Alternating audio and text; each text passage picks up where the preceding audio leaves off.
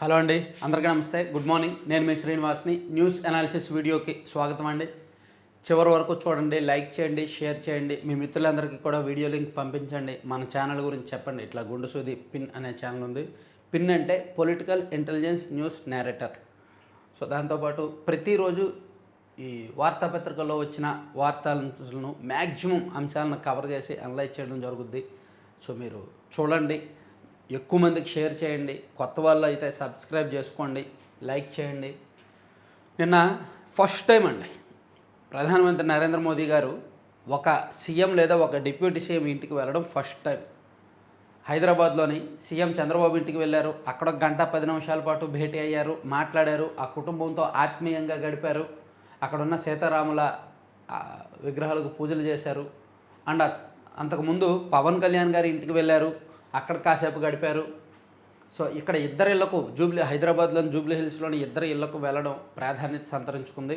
So ప్రజా జీవితంలో మీరు చాలా కాలం ఉండాలి, మీ ఆరోగ్యం జాగ్రత్త, అసలు ఏమాత్రం నిర్లక్ష్యం చేయవద్దు. చిన్నపాటి సమస్య ఉన్నా సరే జాగ్రత్తలు తీసుకోండి, మీలాంటి వాళ్ళు ఆరోగ్యంగా ఉండాలి అని పవన్ కళ్యాణ్ గారితో ప్రధానమంత్రి నరేంద్ర మోదీ గారు భేటీ అయ్యి ఆయన్ని పరామర్శించి చాలాసేపు మాట్లాడారనమాట. దాన్ని హైలైట్ చేశారు. అండ్ ఆత్మీయ కలయిక, అనుభూతుల వేదిక. ముఖ్యమంత్రి చంద్రబాబు ఇంటికి ప్రధాని మోదీ, వారి కుటుంబంతో కలిసి సీతారాములకు ప్రత్యేక పూజలు. చంద్రబాబు లోకేష్లతో సుదీర్ఘ భేటీ, 1:10 పాటు అక్కడే గడిపిన ప్రధాని నరేంద్ర మోదీ హైదరాబాద్ పర్యటనలో భాగంగా ఆదివారం సాయంత్రం ముఖ్యమంత్రి చంద్రబాబు నివాసానికి వెళ్ళారు.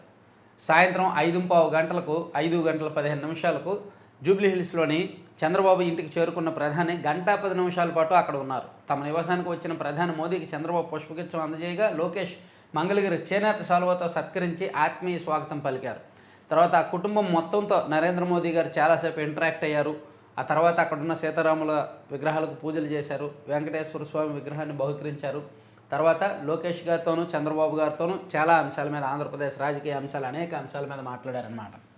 సో అంతకుముందు ప్రధాని నరేంద్ర మోదీ గారు హైదరాబాద్లో బహిరంగ సభ జరిగింది, పేరేడ్ గ్రౌండ్స్లో. అక్కడ ప్రపంచవ్యాప్తంగా కూడా ఇంధన విపత్తు నెలకొంది. సో డబ్బులు పొదుపు చేసుకోండి, దుబారా ఖర్చులు చేయొద్దు, విదేశీ పర్యటనలు వద్దు, అండ్ బంగారం కొనొద్దు, ఎంత అవసరమో అంతే ఖర్చు చేయండి, వంట నూనెలు ఎక్కువగా వాడొద్దు అని కొన్ని పొదుపు చేయాలి అని చెప్పి కొన్ని సూచనలు చేశారనమాట. ఎందుకంటే యుద్ధం నేపథ్యంలో ఎప్పుడు ఎలా ఉంటుందో చెప్పలేము, రానున్న ఏడాది కొన్ని విపత్కర పరిస్థితులు ఏర్పడవచ్చు అనే సందేశం ఇచ్చారు. కాంగ్రెస్ లక్ష్యం దేశ ప్రజలకు సేవ చేయడం కాదు, ప్రజలను విభజించి వారి మధ్య విద్వేషాలను రెచ్చగొట్టడమే. అది లెఫ్ట్ పార్టీల కంటే అతిపెద్ద మావోవాది, ముస్లిం లీగ్ కంటే ఎక్కువ కట్టర్ ముస్లిం లీగ్ అయింది. కాంగ్రెస్ను ఇప్పుడు అంతా ఎంఎంసి అంటున్నారు, అంటే ముస్లిం లీగ్ మావోవాది కాంగ్రెస్ అని.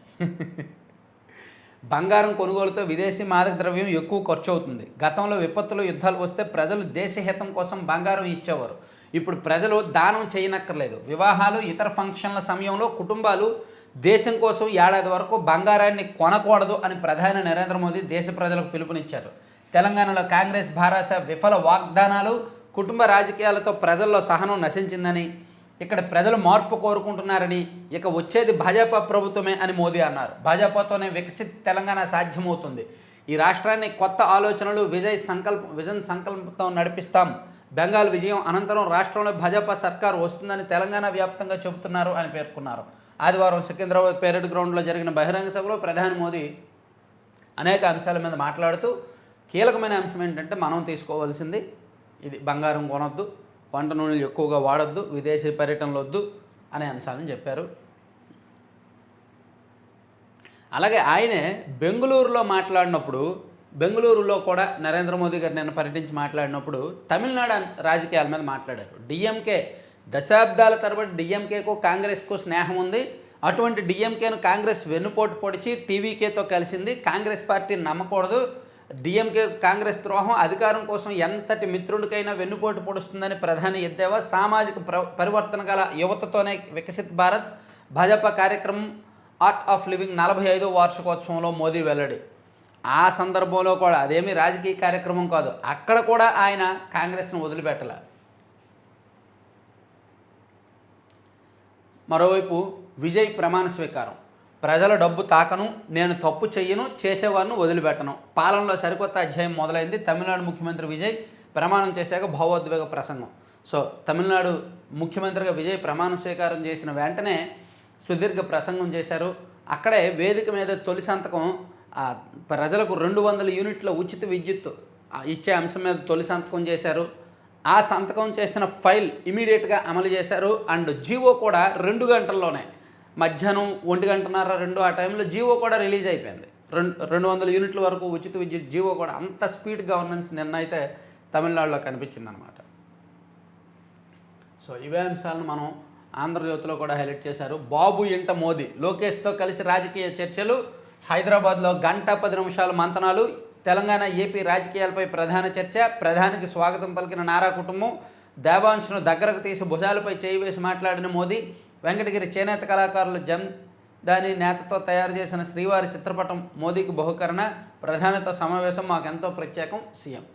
సో ఇలా ఈ సమావేశం. అలాగే ఆరోగ్యం జాగ్రత్త, ప్రజలకు మరింత సేవ చేయాలి, ఆరోగ్యాన్ని అశ్రద్ధ చేయొద్దు, ఇంటికెళ్ళి మోదీ పరామర్శ, మోదీకి కృతజ్ఞతలు తెలిపిన పవన్, ఆయన రాక మాకు గొప్ప అనుభూతి ఉప ముఖ్యమంత్రి. సో ఇట్లా ఉప ముఖ్యమంత్రి ఇంటికి, ముఖ్యమంత్రి ఇంటికి ప్రధాని నరేంద్ర మోదీ వెళ్ళడం అరుదైన సంఘటన అన్నమాట. అలాగే ఏడాది వరకు బంగారం కొనొద్దు, ఇది మెయిన్. పెట్రోల్ డీజిల్ వినియోగాన్ని కూడా తగ్గించండి, మెట్రోలోనే వెళ్ళండి. ఇక నుంచి పని ఆన్లైన్ భేటీలకు, ఆన్లైన్ పనికి ప్రాధాన్యం ఇవ్వాలి. వంట నూనె తగ్గిస్తే దేశ సేవ, దేహ సేవ, విదేశాల్లో పెళ్లిళ్ళు పర్యటనలొద్దు, రసాయన ఎరువులొద్దు, ప్రకృతి సాగే ముద్దు, సౌర మోటార్లను వాడండి, ఇతర దేశాల ఉత్పత్తులొద్దు, విదేశీ మాదక ద్రవ్యం ఆదా చేయడము దేశభక్తే. తెలంగాణలోనూ వచ్చేది బీజేపీనే, కాంగ్రెస్కి మిగిలేది 3 రాష్ట్రాల్లోనే. హైదరాబాద్ పెరేడ్ గ్రౌండ్ సభలో ప్రధాని నరేంద్ర మోదీ యుద్ధం నేపథ్యంలో ప్రజలకు సూచనలు. సో అంశాలను హైలైట్ చేస్తూ ఇక్కడ విజయ్ సర్కార్ అని కూడా వేశారు. తమిళనాడు సీఎంగా ఇలయ దళపతి, విజయ్తో ప్రమాణం చేయించిన గవర్నర్ రాజేంద్ర అర్లేకర్, బుస్సి ఆనంద్, ఆదవ్ అర్జున, సెంగోటియన్, కీర్తన సహా 9 మంది మంత్రులతో కూడా హాజరైన రాహుల్ గాంధీ, రాష్ట్ర కాంగ్రెస్, లెఫ్ట్, బీజేపీ నేతలు సైతం. చెన్నై నెహ్రూ స్టేడియానికి భారీగా వచ్చిన అభిమానులు, కార్యకర్తలు. వేదికపై నుంచే ఉచిత విద్యుత్ ఫైలుపై కొత్త ముఖ్యమంత్రి తొలి సంతకం, మహిళల task force, anti narcotic force ఏర్పాటుపైన సంతకాలు చేశారు. తర్వాత సచివాలయంలో బాధ్యతలు, ఉన్నతాధికారులు అభినందనలు. సో ఇట్లా విజయ్ ప్రమాణ స్వీకారం చేయడం, ఆ వెంటనే సంతకం చేయడం, ఆ సంతకం చేసింది ఇమీడియట్గా జీవోగా రిలీజ్ అవ్వడం, అమల్లోకి వచ్చేయడం, అండ్ ఇమీడియట్గా ఆయన సచివాలయానికి వెళ్ళడం. అక్కడ ఆ వీడియోలన్నీ సోషల్ మీడియాలో బాగా వైరల్ అయ్యాయి. ఆయన సీఎం కుర్చీ ఎక్కడానికి ముందు కూడా కాస్త ఫీల్ అవుతూ, ఆ యాంగ్జైటీని ఫీల్ అవుతూ, ఆ భావోద్వేగంగా జరిగిందనమాట అవన్నీ. ఈవెన్ ఆంధ్రప్రభలో మోదీ సమర సంకేతం, బెంగాల్ మీదుగా తెలంగాణకు జైత్రయాత్ర, టీడీపీ, బీజేపీ, జనసేన కూటమి తథ్యం, బాబు పవన్ ఇళ్లకు వెళ్ళిన మోడీ, గ్రేటర్తోనే సమరం ఆరంభం, రేవంత్కు పద్మవ్యూహం. సో ఆంధ్రప్రభలో ఇంట్రెస్టింగ్గా రాశారు. నరేంద్ర మోదీ గారు, పవన్ కళ్యాణ్ గారు చంద్రబాబు ఇంటికి వెళ్ళడాన్ని. సో తెలంగాణలో కూడా టీడీపీ, బీజేపీ, జనసేన పొత్తుతో ఈ గ్రేటర్ ఎన్నికలకు వెళ్ళి అక్కడ నుంచి తెలంగాణ రాష్ట్ర అసెంబ్లీ ఎన్నికల్లో కూడా ఈ పొత్తు ఉంటుంది అనే విధంగా ఆంధ్రప్రభలో రాశారనమాట. అలాగే విజయ్ ప్రమాణ స్వీకారం, విజయ్ అనే నేను రాశారు. సాక్షిలో కూడా విజయ్ అనే నేను అనే హెడ్డింగ్ పెట్టి చెన్నైలో అట్టహాసంగా ప్రమాణ స్వీకారోత్సవం, మంత్రులుగా 9 మంది. ఇదే అంశాన్ని హైలైట్ చేస్తూ ఇక్కడ బంగారం కొనుగోలు నిలిపేద్దామని ప్రధానమంత్రి మోదీ గారు చెప్పిన అంశాలను కూడా సాక్షిలో హైలైట్ చేశారు. సో ఈ అంశాలని పక్కన పెట్టి దీని వరకు మనం అన్ని పత్రికల్లో ఏమేమి వచ్చింది అనేది చెప్పుకున్నాం. ఇక ఈ టాపిక్స్ కాకుండా వేరే టాపిక్స్ చూసుకుంటే, రోడ్డు ప్రమాదాల కట్టడికి బ్రేకులు, సీఎం ఆదేశాల అమలుపై పోలీసు, రవాణా శాఖ అధికారుల మీనమేషాలు, స్పీడ్ గన్స్, బ్రీత్ అనలైజర్లు, సీసీ కెమెరాల వంటి పరికరాలు కొనుగోలు చేయకుండా చోద్యం, అందుబాటులో నిధులున్న టెండర్ల పిలువను వైనం, టెండర్ల బాధ్యత ఏపీటీఎస్ పైకి నెట్టేసే యత్నం, నిధుల విషయంలో ఆర్థిక శాఖ క్లియరెన్స్ ఉంటేనే ముందుకెళ్తామన్న ఆ అధికారులు, ఎటూ కాకుండా పోయిన కొనుగోళ్ల వ్యవహారం. రాష్ట్రంలో రోడ్డు ప్రమాదాలకు బ్రేకులు పడాల్సిందే, అందుకు అవసరమైన అన్ని పరికరాలు కొనుగోలు చేయండి అని గత ఏడాది చివరిలో సీఎం చంద్రబాబు ఆదేశాలు ఇచ్చినా వీళ్ళు రవాణా అండ్ పోలీస్ శాఖలు పట్టించుకోవట్లేదంట, ఆదేశాలను లెక్క చేయట్లేదంట. అది ఆంధ్రజ్యోతిలో ఇచ్చారు. ఇక మనందరికీ రెగ్యులర్గా ఎదురయ్యే సైబర్ స్కామ్, నాకు తెలిసి 99% మంది తప్పించుకుంటారు, ఆ 1% మంది బలవుతారు. మన ఊరికే ఫోన్లు చేసి, మీ ఇంటికి పార్సల్ వచ్చింది, మేము ఫెడెక్స్ నుంచి కాల్ చేస్తున్నాం, మీ అడ్రస్ తప్పుగా నమోదైంది, లేదా మేము పలానా డెలివరీ కొరియర్ నుంచి కాల్ చేస్తున్నాం, మీకు పార్సల్ వచ్చింది, మీ అడ్రస్ తప్పుగా నమోదైంది, మీకు ఓటీపీ వచ్చిందని చెప్తారు కదా, అది మీకు మీరుగా ఏమీ బుక్ చేయకపోతే మీ ఇంటికి ఎవరైనా వచ్చి పార్సల్ ఇస్తామంటే అనుమానించండి. అండ్ మీకు మీరుగా బుక్ చేయకపోతే ఏది మీది కాదు, ఏదో మనం బుక్ చేయకపోయినా మనకు పార్సల్ వచ్చింది కదా, అది మనది అయిపోద్ది కదా అనే ఆశకు పోవద్దు. మనిషికి ఉన్న ఆశతోనే, మనిషికి ఉన్న అత్యాశతోనే సమస్యలు ఎదురవుతాయి. ఏది ₹1,00,000 పెట్టుబడితే 50,000 కలిపి 1,50,000 ఇస్తాం నెల రోజుల్లోనే అనేది, ₹1,00,000 ఏది 10 లక్షలు పెట్టుబడి పెడితే 30 లక్షలు ఇస్తాం 6 నెలల్లో అనేది, సో 10 లక్షలకే ఇల్లు మీ సొంతం అనేది, లేదా గ్రాము బంగారం 5,000కే వస్తాయి అనేది, ఇవన్నీ కూడా మనిషి అత్యాశ లక్షణాలు. సో ఈ అత్యాశతోనే మోసగాళ్ళు ఎరవేస్తారు, ఎరవేసి మిమ్మల్ని ఉచ్చులోకి లాగుతారు. ప్రతి చోట జరిగేది అదే, కాబట్టి అప్రమత్తంగా ఉండాలి. పార్సల్ వచ్చిందండి, మీ చిరునామా అప్డేట్ చేయండి. కొరియర్, పోస్టల్ శాఖ పేర్లతో ఫోన్ల కాల్స్, మెసేజ్లు, లింకులు నమ్మి వివరాలు నమోదు చేశారో ఖాతా ఖాళీయే. ఆ విషయంలో అప్రమత్తంగా ఉండాలి. ఇక 48 గంటల్లో బంగాళాఖాతంలో అల్పపీడనం శ్రీలంక పరిసరాల్లో విస్తరించిన ఉపరితల ఆవర్తన ప్రభావంతో రాబోయే 48 గంటల్లో నైరుతి బంగాళాఖాతంలో అల్పపీడనం ఏర్పడే అవకాశం ఉందని ఏంటండి. లాస్ట్ ఇయర్ కూడా మే మిడ్ నుంచి మే చివరి వరకు విపరీతంగా వర్షాలు పడ్డాయి గత ఏడాది. ఆ తర్వాత జూన్లో ఎండలు కాసాయి. సేమ్ ఈ సంవత్సరం కూడా ఒకవైపు ఎండలు కాస్తున్నాయి, నిన్న సాయంత్రం విపరీతంగా గాలి వాన ఏలూరు ఆ చుట్టుపక్కల అండ్ విజయవాడలో కూడా. ఇప్పుడు చూడండి మళ్ళీ 48 గంటల పాటు అల్పపీడనం అంట. ఎండలు కాస్త తగ్గాయి 3 రోజుల నుంచి. ఇక ఎల్నినో వచ్చిన ఎండకుండా 1-2 నీటి తడులు పంటల తోటలకు ప్రాణం, ముందస్తు అప్రమత్తే ఉద్యాన పంటలకు రక్షణ. సో ఉద్యాన పంటలకు రక్షణ అంటే గ్రౌండ్ వాటర్ ఉండాలి, బోర్ వాటర్ ఉంటే బోర్ వాటర్ పెడతారు, లేదా డ్రిప్ ఉన్న వాళ్ళు డ్రిప్ పెడతారు, అదే లేకపోతే ట్యాంకర్లతో సప్లై చేసుకుంటారు, నీటి తడిస్తారు. కానీ ఎలా ఇస్తారు? ఇప్పుడు అనంతపురం జిల్లా కావచ్చు, కర్నూలు జిల్లాలో పశ్చిమ ప్రాంతం కావచ్చు, ప్రకాశం జిల్లాలో పశ్చిమ ప్రాంతం కావచ్చు, అసలు వాళ్ళ గ్రౌండ్ వాటర్ కూడా అందదు. సాధారణంగా గోదావరి జిల్లాలో ఒక 200-300 మీటర్లలో గ్రౌండ్ వాటర్ అడుగుల్లో గ్రౌండ్ వాటర్ వచ్చేస్తే ఇక్కడ మాత్రం 600 నుంచి 1000 అడుగుల లోపలకు తీయాల్సి ఉంటుంది అనమాట. గ్రౌండ్ వాటర్ అందదన్నమాట. ఇక ఇంటి బడ్జెట్ మరింత భారం, నిత్యావసరాల ధరలు పెంచే యోచనలో ఎఫ్ఎంసీజీ కంపెనీలు. అవునా, ముడి సరుకు వ్యయాలు, ప్యాకేజింగ్ ఖర్చుల ప్రభావం, ఇంటి ఖర్చులు మరింత పెరిగే అవకాశాలు ఉన్నాయి. ముడి చమురు అధిక ధరల కారణంగా ప్యాకేజింగ్ వ్యయాలు పెరగడం, లాభాలు తగ్గుతున్న నేపథ్యంలో నిత్యావసరాల ధరలను మరోసారి పెంచేందుకు ఎఫ్ఎంసీజీ కంపెనీలు సన్నాహాలు చేస్తుండడం ఇందుకు కారణం. సబ్బులు, డిటర్జెంట్లు, బిస్కెట్లు, ప్యాకేజ్డ్ ఫుడ్స్, పానీయాల ధరలు పెరిగే అవకాశం ఉంది. ఇప్పటికే తమ ఉత్పత్తులను ధరలను 3-5% మేర ఎఫ్ఎంసీజీ కంపెనీలు పెంచిన సంగతి విదితమే. మళ్ళీ ధరలు పెంచడానికి సిద్ధంగా ఉన్నాయంటండి. 10% వరకు పెరగవచ్చు. సో అది పెరిగితే మాత్రం ఇబ్బంది తప్పదు. ఎటొచ్చి ఎక్కడ ప్రపంచంలో ఎక్కడేం జరిగినా మధ్యతరగతోడే బలైపోతాడండి. ఇప్పుడు ఆల్రెడీ 2 నెలల నుంచి వంట నూనెల ధరలు పెరిగాయి. మనకు తెలియకుండా 30-40% వంట నూనెల ధరలు పెరిగిపోయాయి. రేపో మోపో పెట్రోల్ ధరలు పెరుగుతున్నాయి. అవి పెరిగాక మళ్ళీ నిత్యావసరాల ధరలు పెరుగుతాయి, కూరగాయల ధరలు పెరిగాయి. అన్ని ప్రభావం అంతా చాలా స్పష్టంగా కనిపిస్తోంది. తప్పు ఒప్పుకుందాం సెలవుల్లో సరదాగా.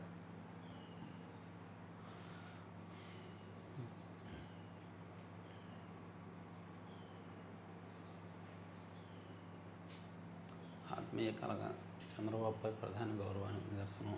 శ్రీవారిని దర్శించుకున్న హైకోర్టు న్యాయమూర్తులు. ఓకే. అనారోగ్యంతో కర్ణాటక మంత్రి సుధాకర్ కన్నుమూత.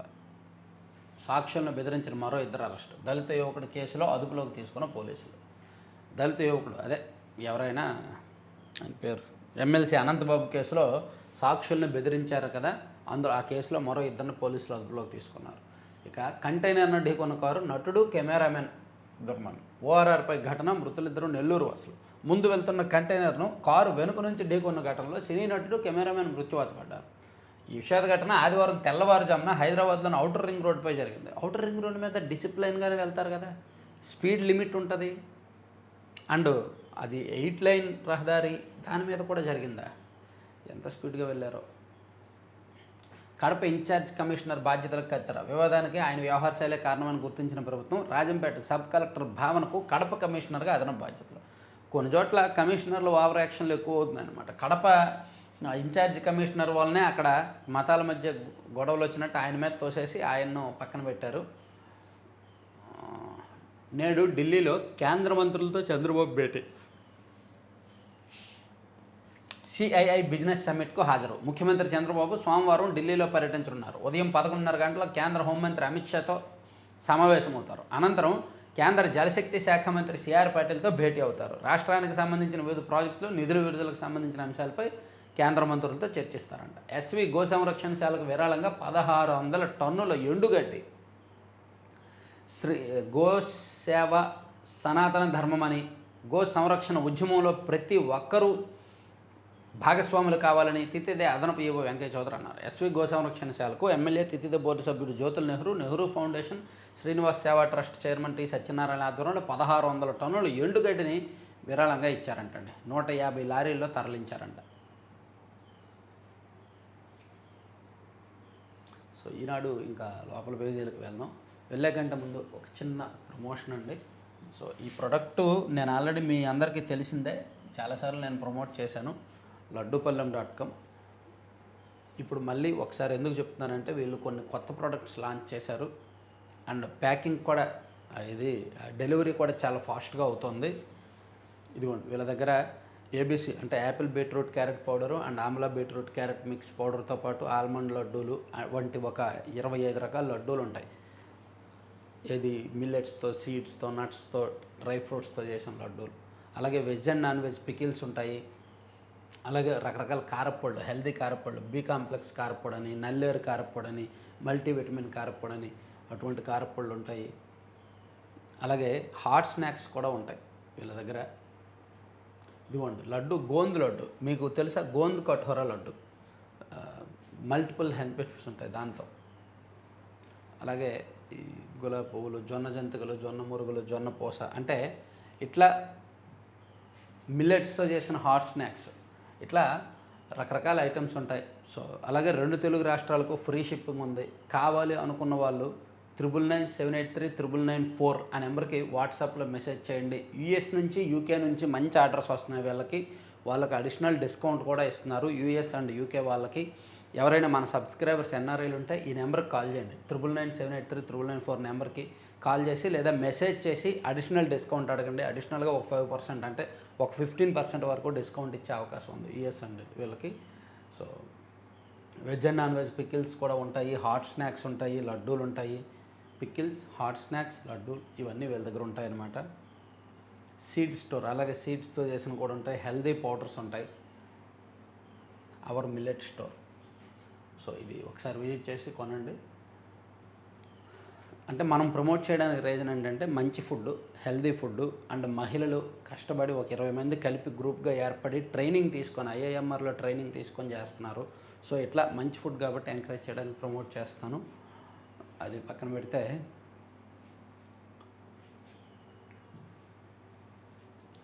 సంస్కృతి సన్నిధానం, సోమనాథ ఆలయం గురించి మన రాష్ట్రం వరుసగా ఒక 4 రోజుల నుంచి అడ్వర్టైజ్మెంట్ ఇస్తూనే ఉన్నారు తెలుసా.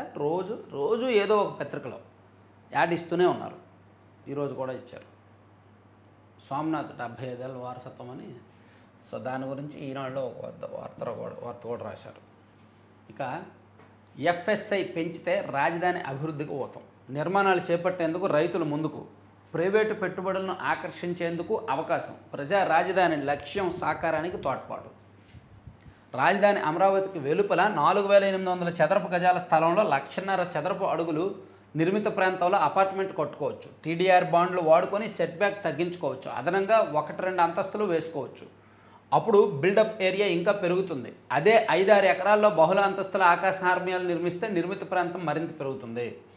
రాజధాని అమరావతిలో ఫ్లోర్ స్పేస్ ఇండెక్స్ ఎఫ్ఎస్ఐ నిబంధనల ప్రకారం అదే 4800 చదరపు గజాల స్థలంలో 1.21 లక్షల చదరపు అడుగులు బిల్డప్ ఏరియాతో నిర్మించే 12 అంతస్తుల G+11 వరకే నిర్మించేందుకు అనుమతి ఉంది.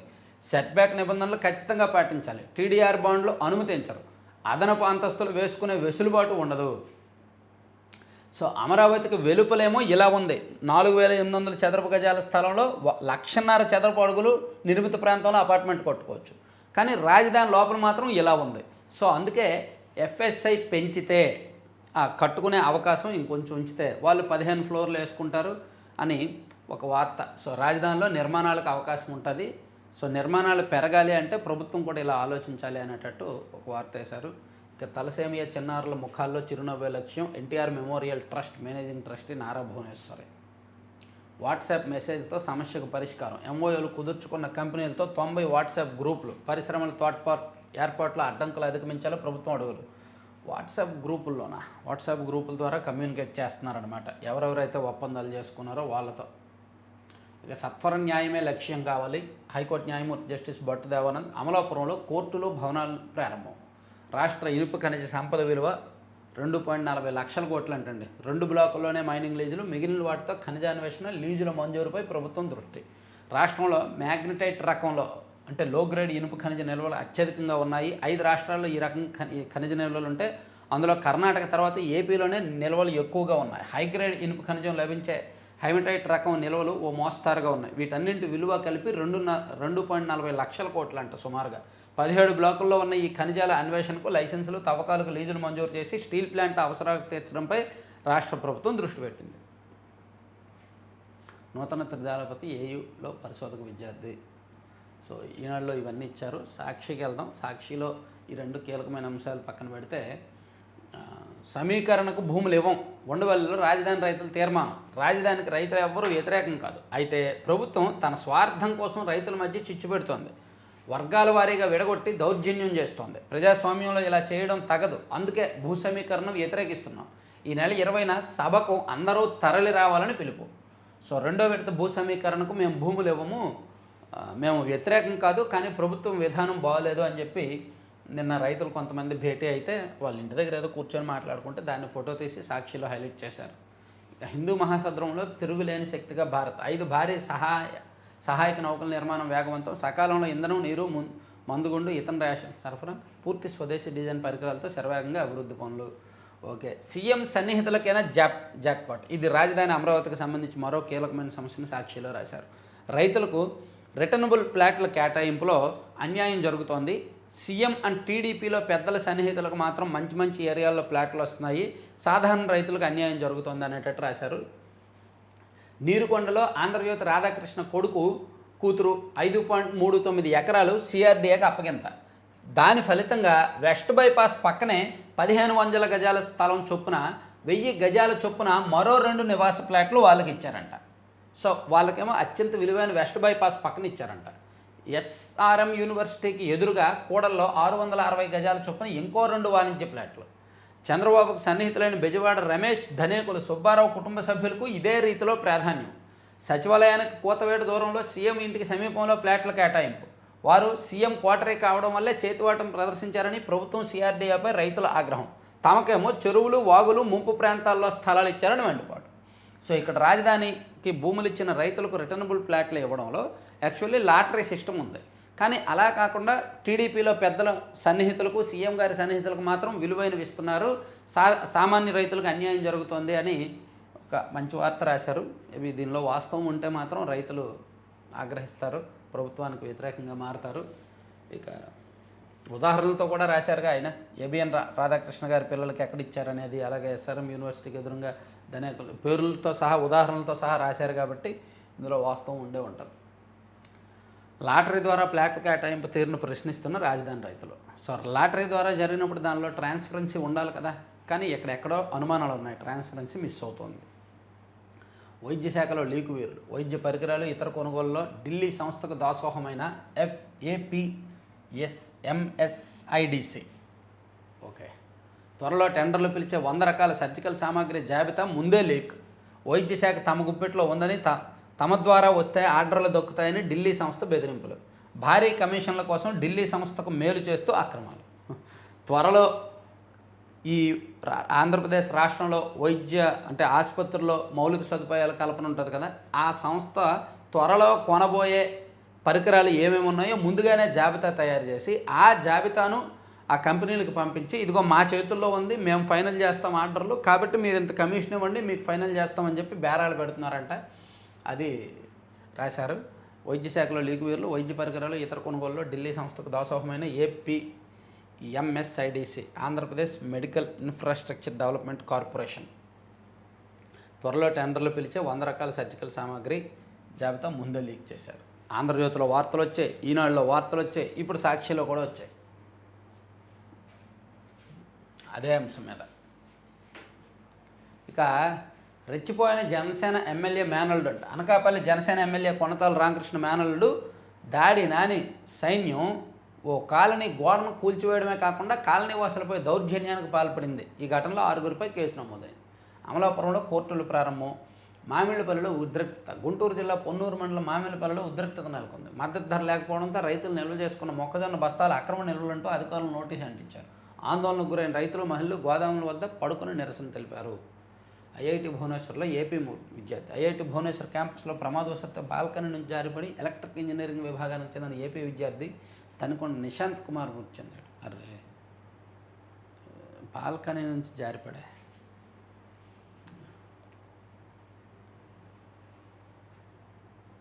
బలా భువనేశ్వర్ బొంబాయితో జరిగిన మ్యాచ్లో బెంగళూరు జట్టు 2 వికెట్లతో గెలిచింది. పాయింట్ల పట్టికలో అగ్రస్థానానికి చేరుకుంది. పంజాబ్ మంత్రికి ఈడీ కస్టడీ. పంజాబ్ మంత్రి సంజీవ్ అరోరాను గురుగ్రామ్లో ప్రత్యేక కోర్టు 7 రోజుల ఈడీ కస్టడీకి అనుమతించింది. హిమంతకు అస్సాంలో ప్రభుత్వ ఏర్పాటుకు హిమంత బిశ్వ శర్మను గవర్నర్ లక్ష్మణ్ ప్రసాద్ ఆచార్య ఆదివారం ఆహ్వానించారు.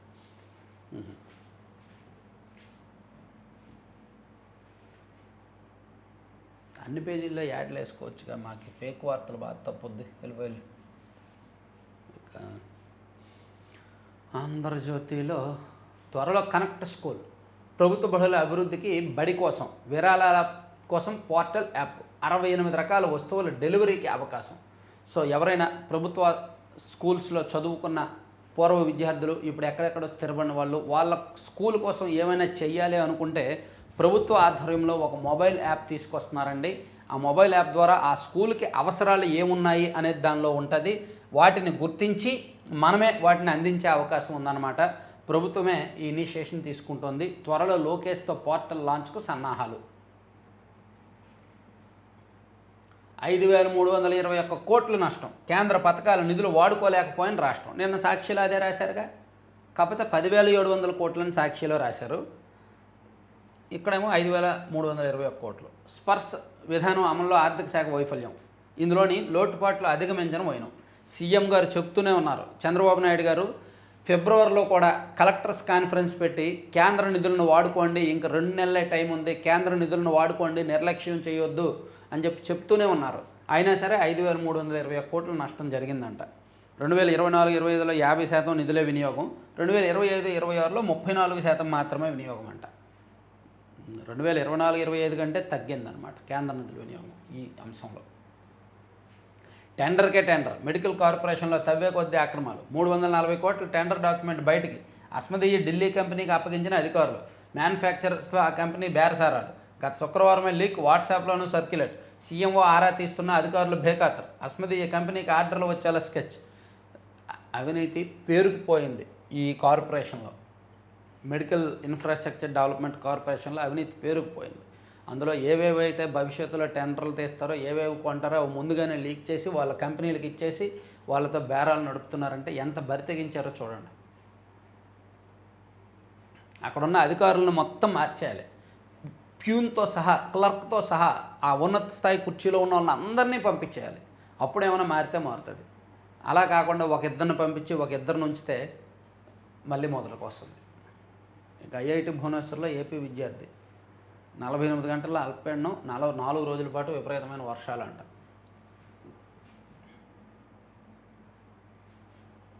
ఇందులో కూడా సోమనాథ ఆలయం యాడ్ ఇచ్చారు. ఇదిగో తెగేస్తున్నారు యాడ్. ఓఆర్ఆర్ భూసేకరణకు రంగం సిద్ధం. జూన్ నుంచి 5 జిల్లాల్లో భూసేకరణ ప్రారంభం. 7,400 ఎకరాలు. అరే 7,400 అంకేసి మళ్ళీ 1,000 ఎకరాలు సేకరించనున్న ఎన్హెచ్ఐ అంటారు. 7,400 ఎకరాలు సేకరించనున్న ఎన్హెచ్ఐ. ప్రాజెక్టు వ్యయం 30,000 కోట్లు. భూసేకరణకి 6,000 కోట్లు. 2 చోట్ల అనుసంధాన రహదారులు. ఓకే. ఆంధ్రప్రభ చూస్తే ఆంధ్రప్రభలో ఆల్మోస్ట్ అన్నీ ఇవే వేశారు. తలసేమియాల హైదరాబాద్లో నక్సల్స్ రోడ్లో అవగాహన ర్యాలీ ప్రారంభించిన NTR trust managing trustee Bhuvaneswari. Rayalaseema Royal Enfield 2200 కోట్ల పెట్టుబడి 350 ఎకరాల్లో విస్తరణ. తొలి దశలో 10,000 మందికి ఉద్యోగ ఉపాధి అవకాశం. ఇప్పటికే సీఎంలో ఇసుజు, హీరో, కియా ఉత్పత్తుల తయారీ. వేగంగా ఈవీ వాహన రంగం విస్తరణ. ఆటోమొబైల్ హబ్గా రాయలసీమ గుర్తింపు. బాగుంది. రాయల్ ఎన్ఫీల్డ్ ఒక పెద్ద బ్రాండ్ రాయలసీమకు రాబోతోంది. కేరళ సీఎంగా కేసీ వేణుగోపాల్. రాహుల్ మొగ్గు. హస్తంలో రహస్య భేటీ. ఖర్గేకి సందేశం. మెజార్టీ ఎమ్మెల్యేల మద్దతు కేసీ వేణుగోపాల్కే. కుర్చీ కోసం సతీశన్, చెన్నితాల పోటీ. సీఎం ఎంపిక సస్పెన్స్. కాంగ్రెస్ వర్గాలు ఉత్కంఠ. మైనింగ్ రంగంలో 2.5 కోట్ల జాబ్స్ అంట. 2047 నాటికి జీడీపీలో కీలక వాటా. ఆర్థిక వ్యవస్థకు $500 బిలియన్ మద్దతు. ఇండియన్ ఛాంబర్ ఆఫ్ కామర్స్ నివేదిక వెల్లడి. సముద్రంలోకి ఇరాన్ చమురు.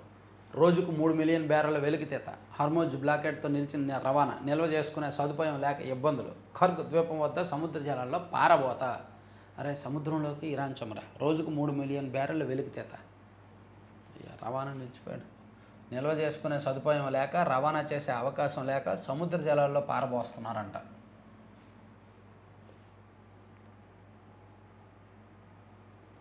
సో ఇవండి 4 పత్రికల్లో వచ్చిన వార్తాంశాలు. చివరి వరకు చూసిన ప్రతి ఒక్కరికి ధన్యవాదాలు. Thank you very much. చూసారా, మీకు 7:30 కల్లా ఖచ్చితంగా రిలీజ్ చేయాలని నేను 5:40కే వీడియో రికార్డింగ్ స్టార్ట్ చేశాను. 6:11 అయింది వీడియో రికార్డింగ్ ఎండ్ అయింది. అయితే రేపు ఎల్లుండి నేను బయట ఉంటాను, కానీ టైంకే రిలీజ్ చేస్తాను. Thank you.